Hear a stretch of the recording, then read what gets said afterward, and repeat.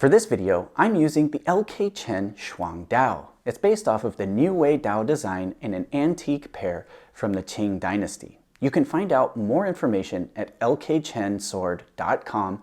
Check it out in the link in the description down below. Hey, what's up? It's Sifu Kuttel, and in this video we're working with the Seung Dao. We're going to be doing a double reverse flowering technique. Now this one's really fancy. It is a more advanced flower that we do with the single Dao, but now we're going to be doing it with two swords simultaneously. It's a lot of work, and it does require that you're able to do the single reverse flower on both your right and your left sides independently. So we're going to go over how to do that in this video, and then we're going to learn how to get the timing down, because really all it takes from moving from just the single and being able to do it in your right hand and your left hand to being able to doing it successfully with both hands at the same time is just a good start. So what I do suggest is, before we jump into this, don't train with swords, especially nothing with a live edge. That's something you should wait for when you're doing like forms demonstrations and you're using more of the metal sword. Save that for when you really have this down. In the meantime, grab a couple of sticks, grab a couple of foam batons, anything that's going to be at the same length of the weapon and is not going to have serious consequences if you end up hitting yourself. Okay, so be safe, grab your stuff, let's go get to work. Now, before we get into the double weapon part, there is a prerequisite. That is a single hand reverse flower. So you have to be able to do this before you even attempt doing it with the other hand or both hands at the same time. So this one will take some time. Work on it.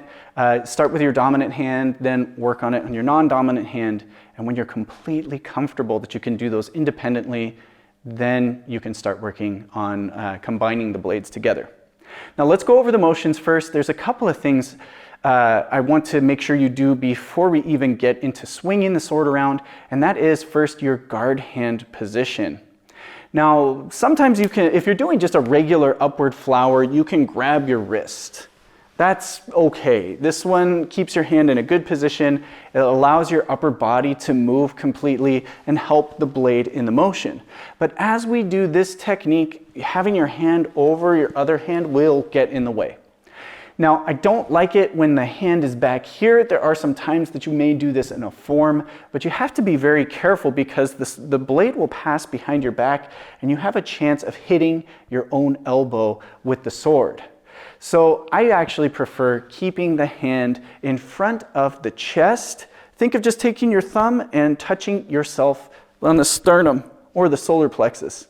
Now once you get used to this and you don't have to think about it when you're moving the sword, you can just bend that thumb in and then just keep your hand right here, or we can get closer to the elbow, but there's no contact after you get really comfortable with this.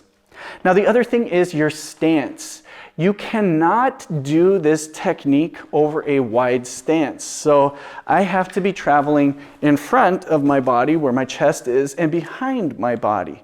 So I'm going over where my leg, this is a thin stance, I'm going around my body here. So do keep that in mind as well. You can do this with multiple stances. You can even do this with your feet together, but never in a wide stance. This is where you'll end up hitting yourself in the shin. Okay, so don't do that. Now, with that said, let's take our hand, we'll put it right here. Let's take our sword, and what I'm going to do is just start by relaxing the hand and letting the sword dip behind me. So a nice way of starting this one is to turn your hand so your palm is up, extend the blade out, and then relax the hand to let the blade point down.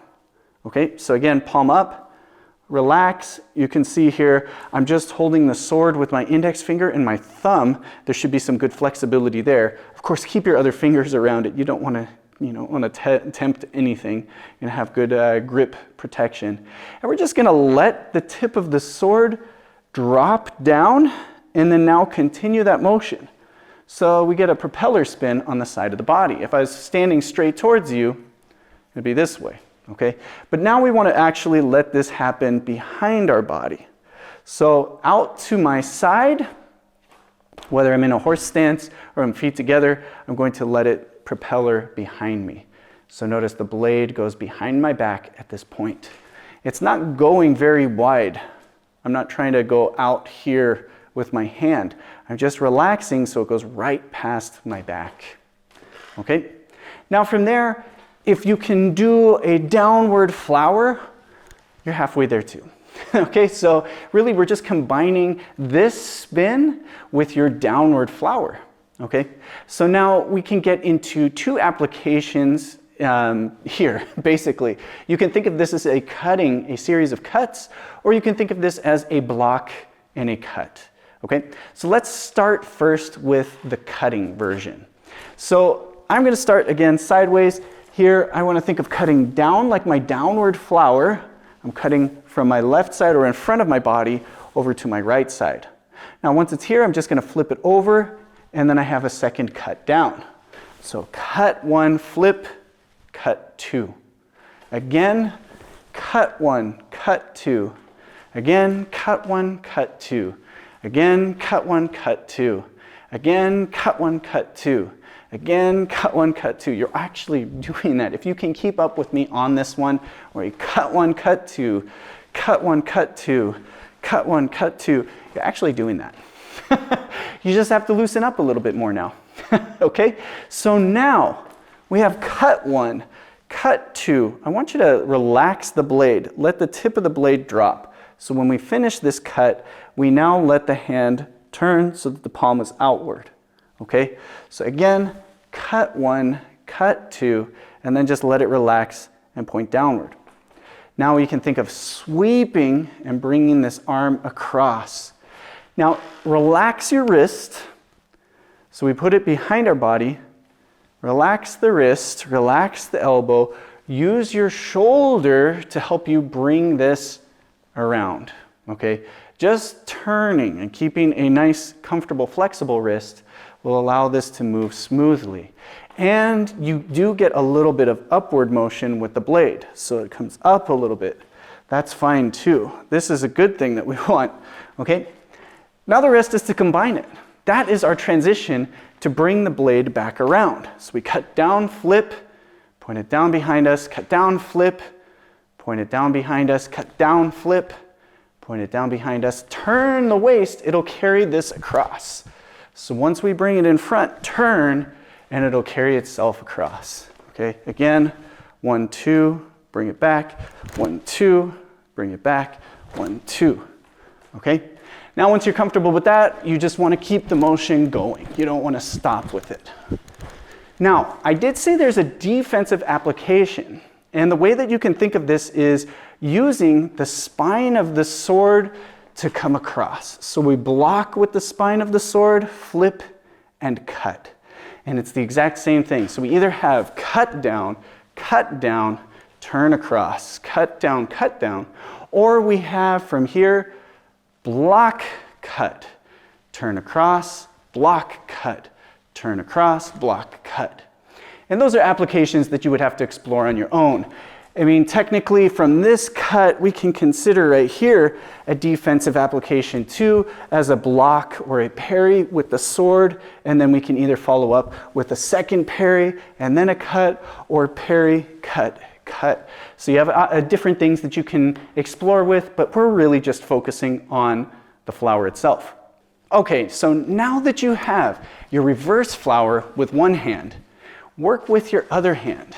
And make sure that you're able to do this to a point where you don't have to think about what you're doing. You can just move, because once we combine the two swords, it's going to be a lot of extra work.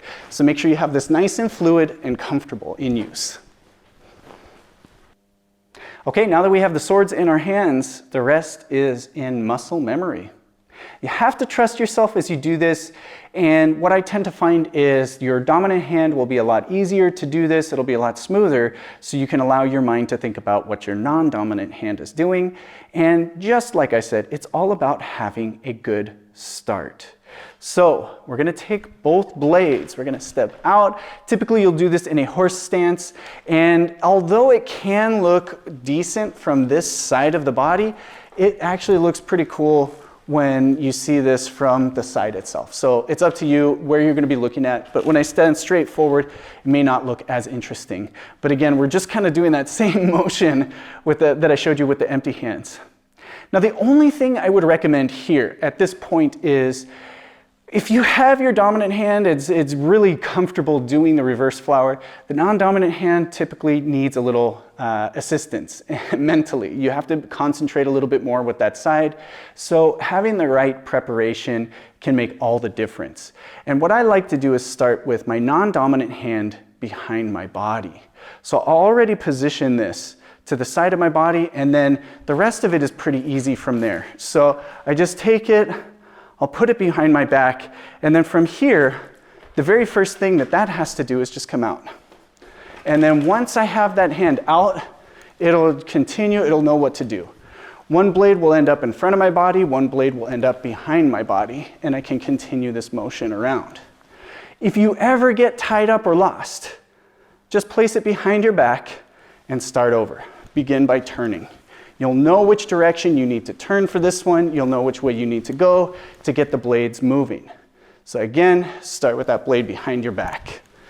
Once you get comfortable, it'll be a little bit easier to start from any position, but that is the best way to have a good start and continue the motion, especially if you're just learning this and beginning to work on this. Because if you start with the blade edge up, you're gonna have to think a little bit more about what this one's doing to come down and around before you flip it over. If you start with it behind, your dominant hand will know what to do. It'll just kick into play right away, and then you can move. Okay, so there you have it. As you can see, it all comes down to having a good start, and you'll realize this the more you do this. So don't worry if you get caught up and you have to restart. It's really important that you always get that same starting position, because if you can have a good start, you can keep the momentum going. And like I said, typically you're going to have your dominant hand that's going to be able to do this without even thinking about it. Like, you don't even have to think about where that hand is. But your non-dominant hand may require just a little bit of extra attention. So if you put that in a good position, like I said, I start with that behind because that puts me right into the spin. I think that's the best way to get a good start on this and to be able to give that side the amount of attention that it needs to be able to accomplish this technique and make it seem seamless. Now, this is not something that's going to happen in one session or 2 sessions. This is something that takes time. So what I suggest is you do a couple of minutes of practice every day, and you let your body, as the age-old phrase goes, sleep on it. You need your nervous system to reset so that it's able to recognize and handle the muscle memory. This is how we develop our muscle memory for it, and you're going to become not only a little bit more flexible, a little bit stronger each day that you do it, but your body's going to be more familiar with it, and you will develop it to the point where you don't have to think about what either hand is doing. You just do it. Okay, so train this one a lot. It's a very impressive technique, especially once you get both swords going. You can get a lot of good speed going. It's a great one to have for your forms, as well as just your coordination and ambidexterity training. Hope you enjoyed this video. If you have any questions, drop them down below. Don't forget to check out the rest of the playlist for other flowering techniques and martial techniques.